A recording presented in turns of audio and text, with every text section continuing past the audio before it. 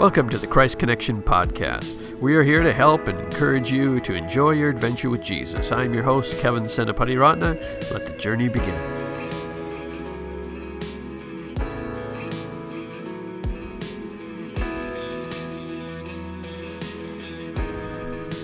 Hello and welcome to the Christ Connection Podcast. My name is Kevin Senapati Ratna, and I'm glad you could join us today. My guest today is Melissa D'Arabian, and she is known for being the Next Food Network star, Season 5 winner, and out of that she got her own show, which was called $10 Dinners, and then there was cookbooks that came out with that. Then she's a guest judge on, regular judge on Guy's Grocery Games, which I enjoyed that show. But she's been on Chopped, things like that. So if you're in the food network scene and those kind of shows, you probably run across her. But her latest book is called Tasting Grace, and in it she not only tells her story of kind of her journey, what kind of behind the scenes of personally some of the tragedy that hit her life and how that impacted her and her own walk with God, but also takes a look at food from a different perspective of how we can use food to help us on our walk with Jesus, how we can grow in our relationship with God as a result of that. And so we have a really fun conversation where we even get into talking about the spirituality of cutting carrots. So you don't want to stick through the end for that one. So without further ado, my conversation with Melissa D'Arabian. All right, Melissa, welcome to the show. Thanks so much for having me. It's fun to sit down with you, and after, well, to be honest, I'm the Guy's Grocery Game judge. That's our that's where I know you from most. Oh, that's awesome. My wife's the Food Network person, so by having you on, I'm winning points at the home front.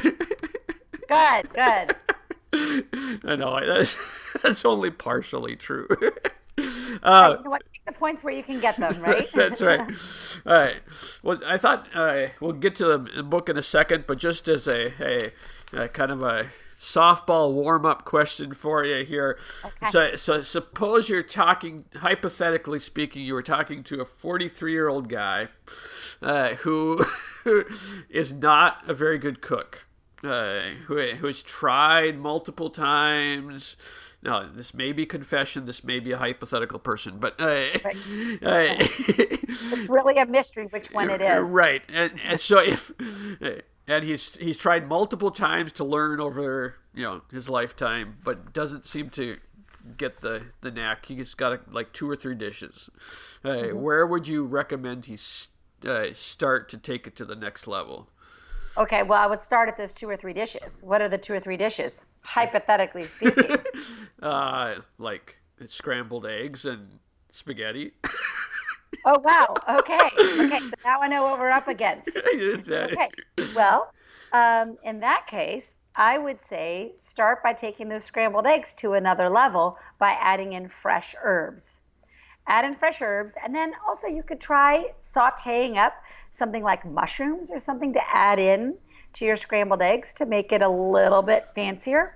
On your spaghetti front, for your hypothetical friend, my suggestion would be to try to roast up some vegetables just on a sheet pan. Toss some vegetables, chop up some cauliflower. Please, great. Toss it with a little bit of olive oil, salt and pepper. Roast until they're tender, 400 degrees, anywhere from 15 to 20 minutes, depending on the vegetable.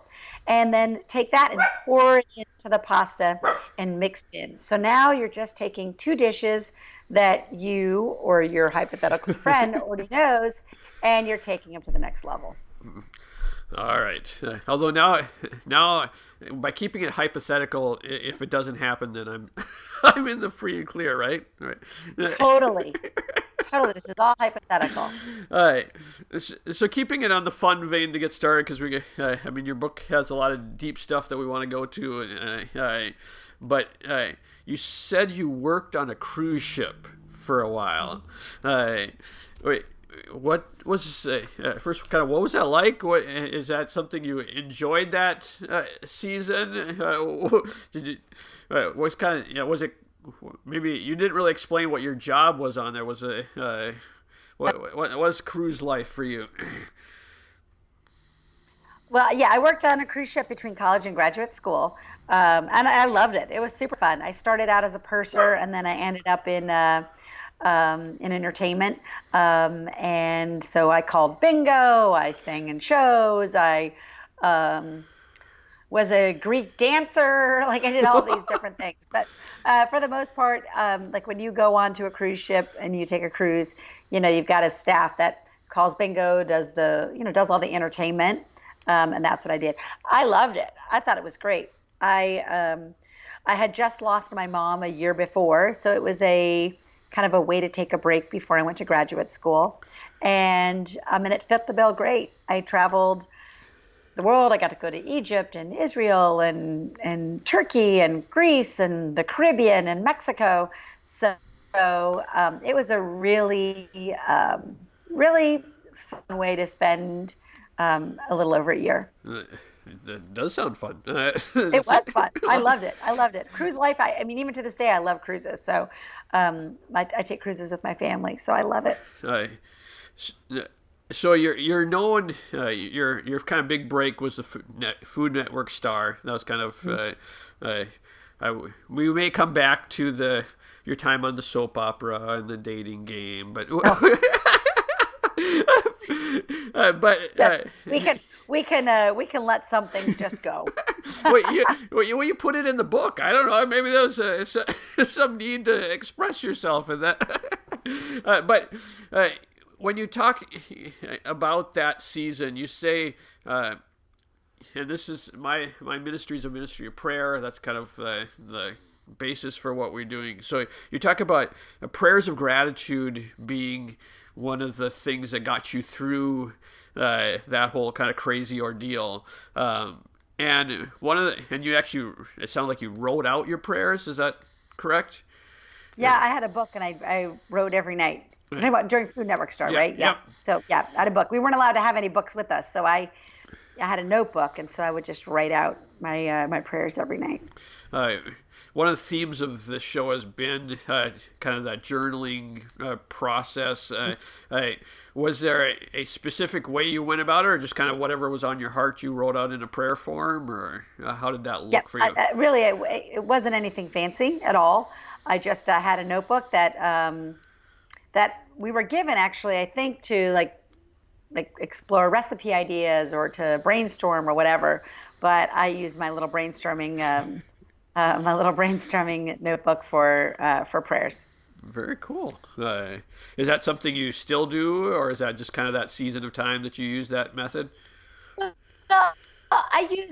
like to write, to process really anything. But I don't keep an actual prayer book, but I do journal, and in that will be prayers. But I think that people don't have to be fancy about it. You just anything can be a prayer, right? I think that God is open to all of that. There's something magical about writing things down that helps us process. So that's just been part of the way I process things, is to write it down.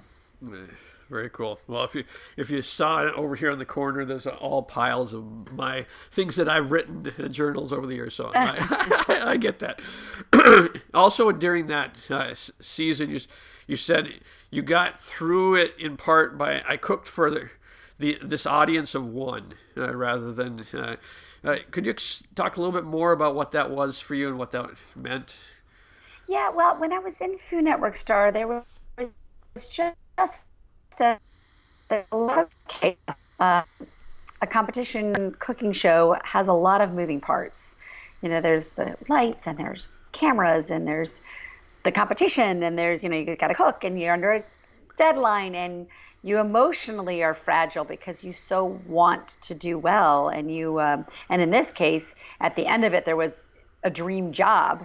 So you really want it. So there are a lot of moving parts, and it's really chaotic and stressful. And for me, I needed to, in the midst of that vortex, I needed to fix my eyes on something that was solid and sure.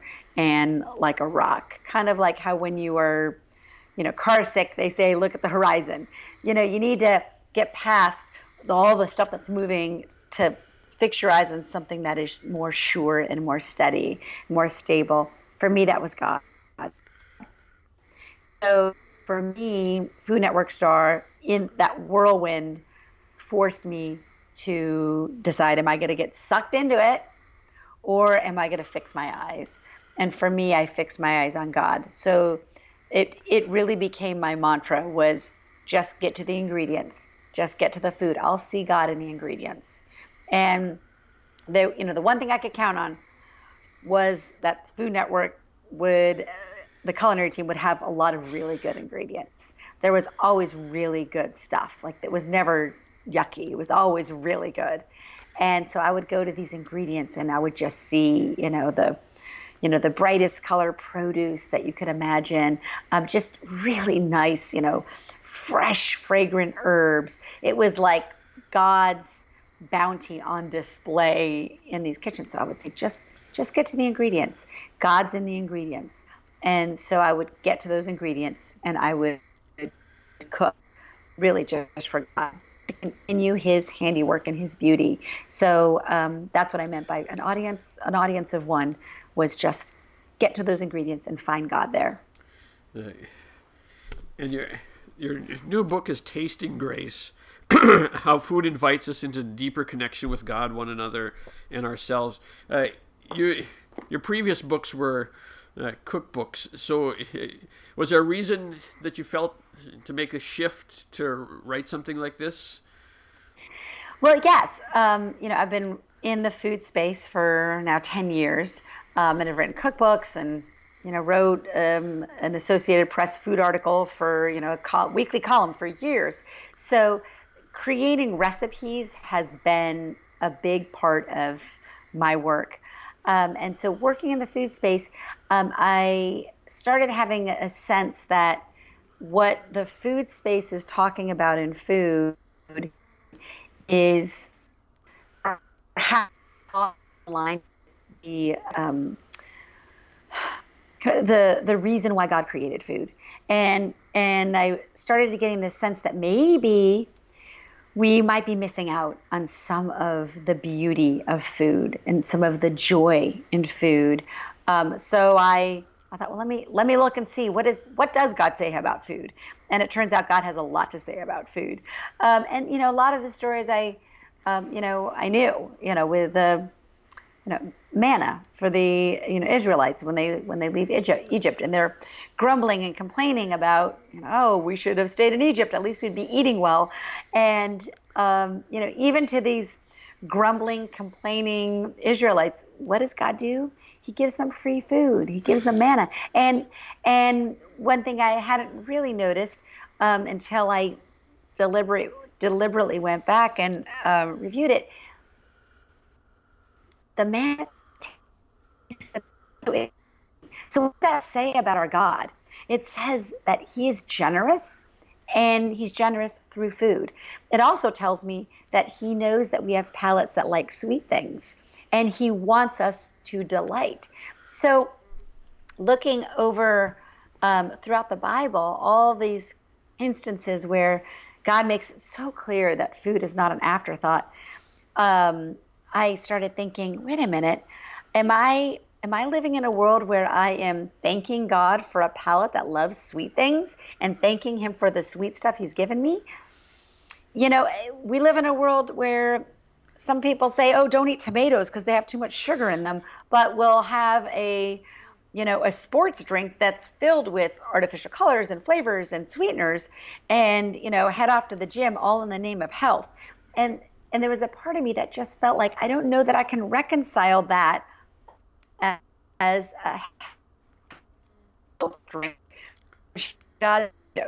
Something about that felt like maybe there's something else that God is saying about food. And so that's what led me to that exploration that lasted really a couple of years. And it was a very personal, or for me, it seemed like it was a very personal book. Yeah.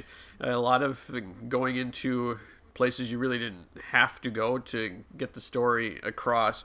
And I know from research outside as well, mental health has been a passion of yours. One of the quotes I love, you said, do I dare suggest that connecting with God and people will make you fundamentally at your core happier in life? Yes, I do. I bet anything on that.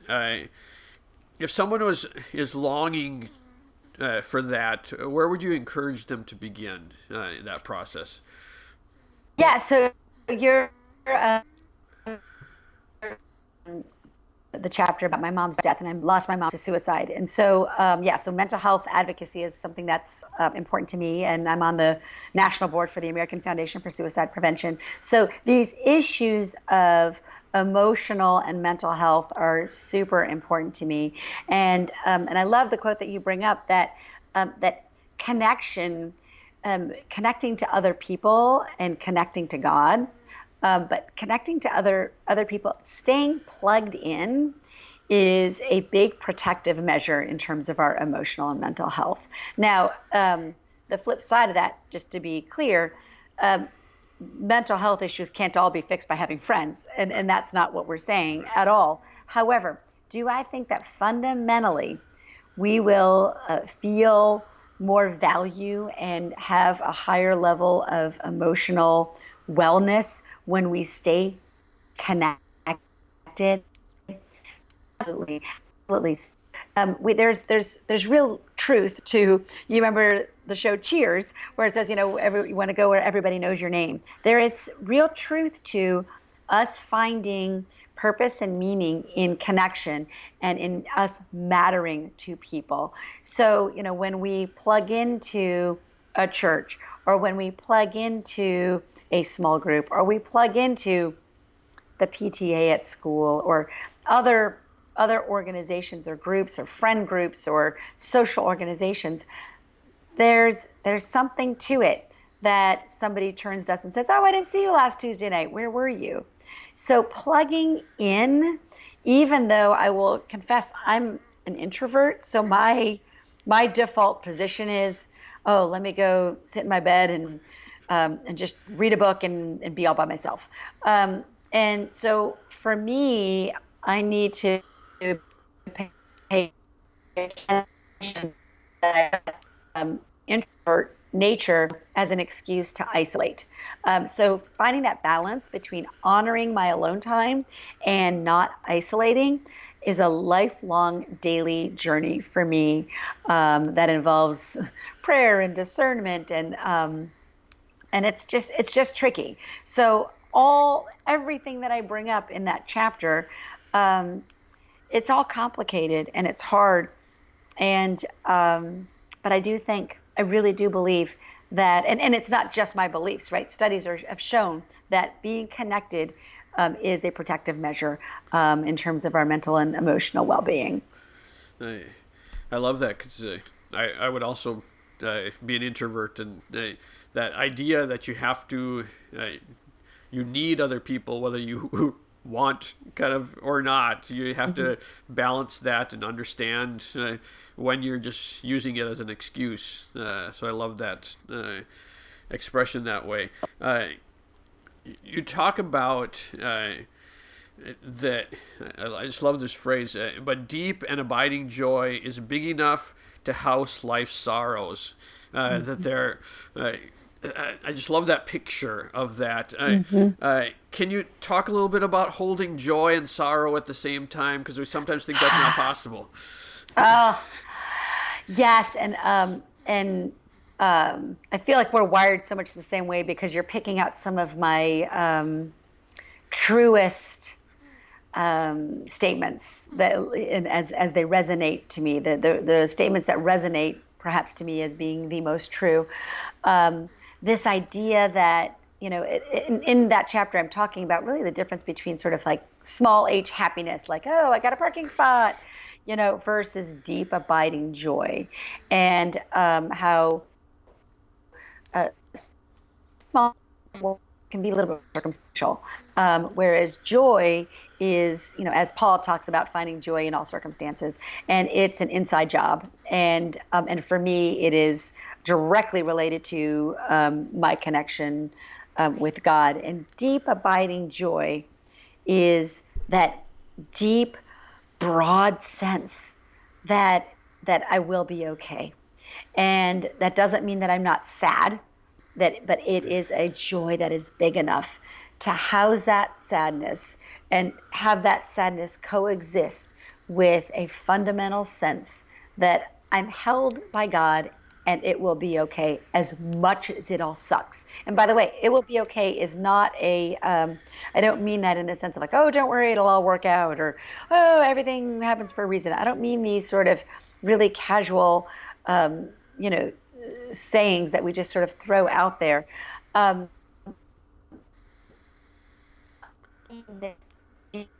Okay, I am loved by God, and I matter to God, and my value is in with God, and that's what's most important. And when we have that, we can feel sad at the same time.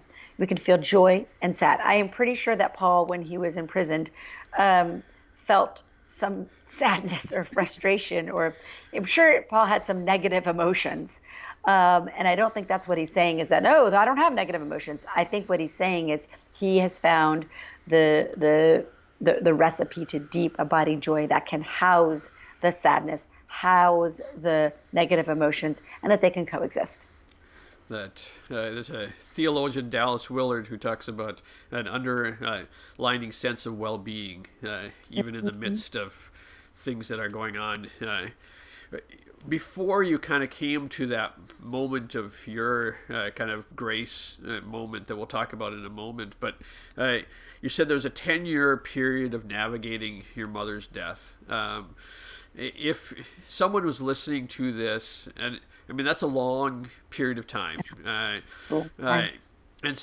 they may be in, everyone's different, so it's not necessarily going to be a 10-year exact thing but they're in some dark place, and maybe they're only at year 5. What encouragement would you give them as they're trying to process life in that season that can be very dark? Yeah, so you bring up my 10-year spiritual winter, which was 10 years not by design, right? I'm not suggesting take 10 years off. That's not it. It's not a sabbatical from your spiritual life, but that's just how long it took. So I would say a couple of things. One is the really good news is God was there all. God being there and being nearby is not dependent upon my ability to feel him. And so looking back, I realized God was walking alongside me the entire time. I just wasn't feeling him, and I wasn't open to that. So the good news is we can, the hole in the ground stops when we stop digging, right? Because God is actually there, right? So it's purely our choice. And the good news is that even if we are, sometimes we sort of say, yeah, I know it's my choice, but guess what? I don't care. Too bad. I'm too angry. I'm too whatever. The good news is God can take it. God can take it and still be there. And even throughout the spiritual winter, I did have occasion pray. So I think there was a part of me that sort of thought, I'm really mad and I'm confused, but don't go too far. So the good news is my ability to feel God is not what keeps him near. He's near anyway. And the other encouragement I would say is, sometimes the only way out of something is through it. And so sometimes we just have to walk through things, and I don't understand them. God is far bigger and more vast and expansive than any of us could understand. And thank goodness, because he has a lot on his plate. And if God were small enough for me to understand him, then he wouldn't be big enough to do what he has to do. So sometimes just the only way out is through. And sometimes all we need to do is show up and take another step. The threshold, that the hoop we have to jump through with God, He's generous. That's my experience. Yeah. He's a good God, whether we feel it or not at times. uh, Probably for me, the most powerful chapter was when you talk about your DUI, and since you put it in there, but just from a theological standpoint, I know you say you did some theological studies. Well, it paid off in that chapter for sure. Just the depth that I saw there, but it was such a raw. So I mean, I'd recommend people buying the book just to read that chapter to get what's there. But as much as if you want to give the overview of the scenario, just to give them the taste. But then, what did you learn about God during that time? What was kind of the big takeaway there? One of the key moments in my faith, when we look at our faith journey, our journeys can often have different sort of touch points that sort of morph and change our journey as they go along and change our faith. And so when I look at sort of my faith journey over my life, this chapter, A Good Recipe Gone Bad, this chapter stands out as one of those turning points because it really does represent where that spiritual winter ended. So those lessons I sort of just was talking about, that that God is generous, that God is there, and that God was there all along. Those were the very lessons that I learned in that moment where I went and was at the impound lot, and I described seeing the car and having that prayer in the impound lot of the Los Angeles, the Los Angeles police impound lot, which is a not super delightful place to spend a Sunday morning. Just a tip from me to you. But that prayer in that moment really was life changing. And when I talk about how I sort of imagine going to God and begging for a second chance and feeling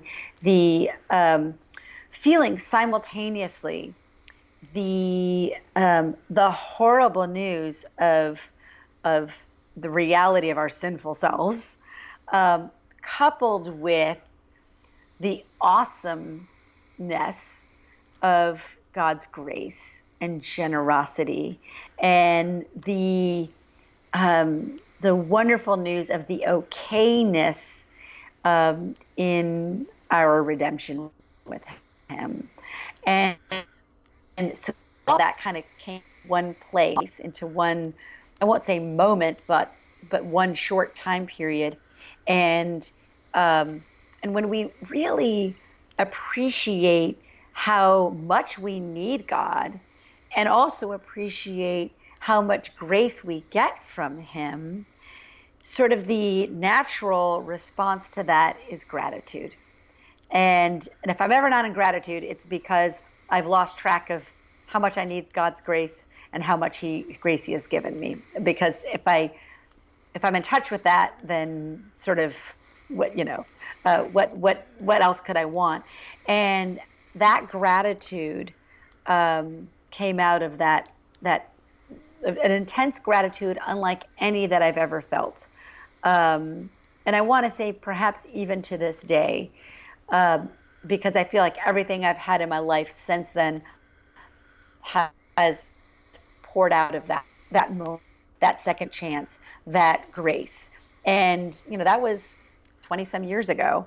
And I don't think I've woken up, by the grace of God, I don't think I've woken up one day since then when I haven't felt profoundly grateful for that very moment. That very moment changed the trajectory of my faith completely, totally and completely. Like Paul talks about, like being washed clean immediately, and how it's immediate, and how there's, it was that kind of an experience, that intense and that immediate, and that remarkable. So that gratitude, I have lived in it ever since then. And I remember, throughout my life, I've remembered a lot of people bringing up, saying things like, "Oh, well, oh, you're just always happy, or you always," and I'm not always happy. Like, life isn't always perfect, and trust me, I have my less happy moments. But I do have to say, I think I've always been grateful since then. By the grace of God, I have not let go of that gratitude, and that has just been a gift. But that's how profound that was. It's not because I'm really good at staying grateful. That's how profound it was. That's how moving that that moment was, and how defining that moment was in my faith for the rest of my life. So not a moment goes by that I'm not, not a day goes by that I'm not someone in touch with the profound gratitude that came from that day. And for me, probably the line from there that stood out as, so we are more flawed than we ever imagined, but God's grace is more expansive than we ever imagined. It's putting those two, it's kind of the truth of who we are is really, we are flawed. There is those things. We're not, I love that you didn't hide that in our day and age. That's sometimes like, okay, let's not talk about that part of it, but you take that and say, okay, no, but God's grace is so much bigger than that, and I love that. Hey, again, we're a prayer ministry, and so I have to. You had a prayer quote, so I got to go to it. You said, "Without daily vigorous prayer, I cannot be counted on to know the difference." And you're talking about the half truths of the enemy. What whether today or just kind of looking over the course of your walk with God, what are some of the prayer habits that have helped you? We talked about journaling your prayers. Any other prayer habits that have come to mind that have helped you stay connected? Yeah, the habit that most serves me and keeps my spiritual connected space with God is early morning.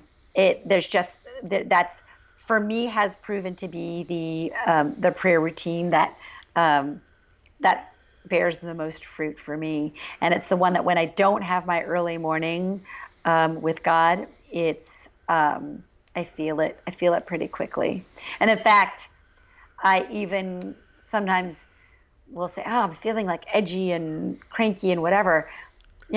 First thing I think about is what have I been eating? Because how I feel has a lot to do with what I'm eating and putting in my body. So I think, what am I eating?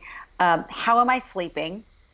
Because I know that I need that to fortify and fuel. And then I think, what has my spiritual practice been looking like? And often, the eating and the sleeping, I usually know, because it's not, doesn't sneak up on you. You don't. Well, I have been going to bed at 2 a.m. Like, to me, if you went, if you're tired, you're yawning. But far sneakier is the spiritual habit. Have I been sort of phoning it in? Have I really been carving out that space? So for me, it's early morning. That's not for everybody, but it's for me it is. And I also wrote Tasting Grace all in the early morning, because that's where I just felt like I could hear God better, and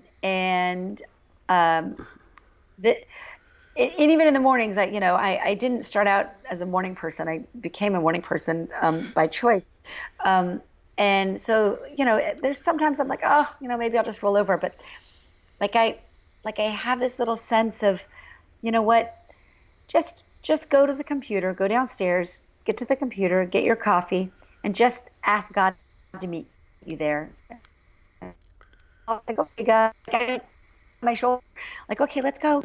Like, it's time for our morning time. Let's go. And I'm like, oh no, I'm tired. And I'll be, you know what? Just just show up. I'll be like, oh, I don't feel inspired. I don't feel what. That's all right. I don't have to feel smart. I don't have to feel inspired. I don't have to feel good. I don't have to be a good writer. I don't have to be any of those things. I just have to be obedient. I just have to show up. And with God, my experience is that if I show up, that's really rewarded. He will do so much of he will do more than his share. So I just show up. I just show up for it. That's it. I don't have to have it figured out. I just have to show up. And so that's what I do. When I show up for my mornings, it's amazing what God does. And I think God's grace is even in that, where the times when we don't want to and we choose anyways, He's like, okay, let me show up in a bigger way, just as a gift for that. So, Yeah. uh, Yeah. Yeah, I think so. I now we've gone through all this and we haven't talked about food other than with my hypothetical person at the beginning. But the book is chock full of talking about our relationship with food. A couple quick on that, quicker questions on my end, not necessarily your answer, but one of the takeaways for me was your reframing your work in the kitchen as creation and worship. Any Now, beyond adding herbs, but more in the broader sense, any advice in order to get better at reframing that when you get to the end of the day and you have to come up with a meal and you're like, this doesn't feel like worship, this feels like cutting carrots. How do you is any advice on reconnecting to that? Yeah, yeah, that's funny. It doesn't feel like worship. It feels like cutting carrots. But isn't that true that the saying that opportunity strikes and the most people don't recognize it because it shows up looking like work. But it's a little bit the same thing, right? That worship opportunity shows up, but sometimes it showed up dressed up like cutting carrots. So the question is, how do we find God in cutting carrots, right? So the first thing that I would say about that is, and that's really kind of in the theme of leaning into work, and work being a worthy use of our time. And we can look at work. Yeah, we sometimes kind of think, oh, I don't want to work, right? Work is bad. Like I should be finding a way to get around this. Like if any, I should be finding short to work, and not leaning into work. And I think that's part of why I wrote Tasting Grace. Work is worthy. Adam was put to work in the garden, and that was before the fall. So work is meant to be our best for us, right? God gave us work not as a punishment, but as the best for us. So the tricky thing is then, how do we lean into God's best for us? And in these invitations, work is one of them, patience is one of them. There are all sorts of things that we tend to not like, that we sort of say, oh, well, we shouldn't have to wait. There are things we don't want to do that are surrounding food that it turns out are not punishments or things to avoid, but invitations to lean into and allow them to draw us closer to our maker. So what does that mean when you're cutting carrots? Well, just for a moment, maybe it's just taking even a minute or a few seconds just to think about the miracle that is a carrot. And if you don't know that carrots are a miracle, my suggestion is try growing one. Try growing a carrot, because or whatever it is, a tomato, or even if it's just herbs, right, for your scrambled eggs. Whatever it is, try growing something. Like I said, not everyone has to be a farmer, but even herbs would help you realize the small miracle that a carrot is. And it makes you appreciate how we can plant and tend and water, but God is the one who does the magic of the transformation of seed to carrot. So when we lean into God, that transformation, when we lean into the miracle of soil and the biome that is going on in that soil, when we lean into the patience of it takes a long time to grow a carrot, when we lean into the patience of waiting for a carrot to grow, it reshapes what happens when we walk into a grocery store and we see a bag of carrots for $1 a pound, and we bring it home and we're like, oh, I gotta cook it. Like, we are participating in a miracle of patience and of soil and of biomes and this intricate creation story and this food story. And by the way, carrots are sweet, and God wanted us to have sweet things, so he gave them to us and gave us a palate with all these taste buds. Like, there's this intricate miracle of we're taking this carrot, and if we are not in touch with how miraculous and wonderful that is, as we are taking our small part to peel the carrot and chop it, then there may be some joy we're missing out on. And listen, life is busy. We're not going to be in touch with that miracle all the time, every single second. But there are some things we can do, like grow a carrot, do these just moments of appreciation, of just stopping and thinking for just a minute about the miracle that is this carrot, and the honor it is that we have to get to continue God's work by taking his handiwork and peeling it and slicing it up and then serving it to people we love, and transferring that nutrition and that joy and that palate pleasing carrot with its little bit of sweetness and that crunch and that color and that little circle inside what's slightly less orange, and then the carrot tops, which we could chop up and make into a pesto. Like, the fact that we get to be part of that story is nothing short of a miracle, and it's nothing short of an honor. So yes, everyday life is busy and whatever, and yeah, and I get it, but that's my hope with Tasting Grace, is that even just cutting up a carrot can just in a small way invite us into that patience, that miracle, that joy, that connection, that work, that hospitality. All of those invitations are all right there, just in a silly carrot. Who knew? I love it. Obviously the audience can't see you, but you just lit up when you were talking about the carrot there, and that's what part of the heart of the book is that connection. And now I didn't plan on using carrots, and so for me, carrots actually 10 years ago, my wife's grandparents passed away within 48 hours of each other, and her grandmother would always cut up the carrots and make them into small little slices for them to have for with dip or whatever. And so when they passed away, I made the commitment to my wife. I said, I will take her place in that, and so it's my job to cut the carrots. And so every time I cut the carrots, I think of that commitment to her to keep that tradition alive of having the nicely cut carrots. So and now I have that's another way it's connecting, right? Right. We're connected not just to the people around our table, but to our relatives, who went before us, and to even people we don't know who went before us. But that is beautiful. I love that we were talking about cutting carrots, and you have this amazing connection.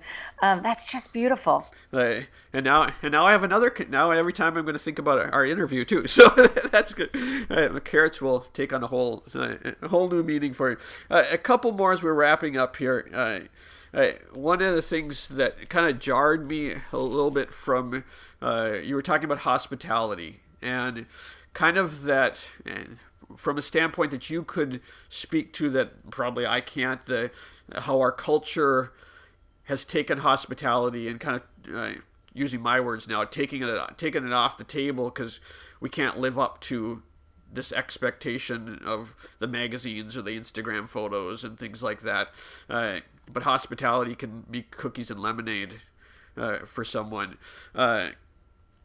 Could you give a person who's like, okay, I want to, maybe just a short go get them for try hospitality again. If they've given up on hospitality, give them some encouragement to say, oh, maybe I should try it one more time.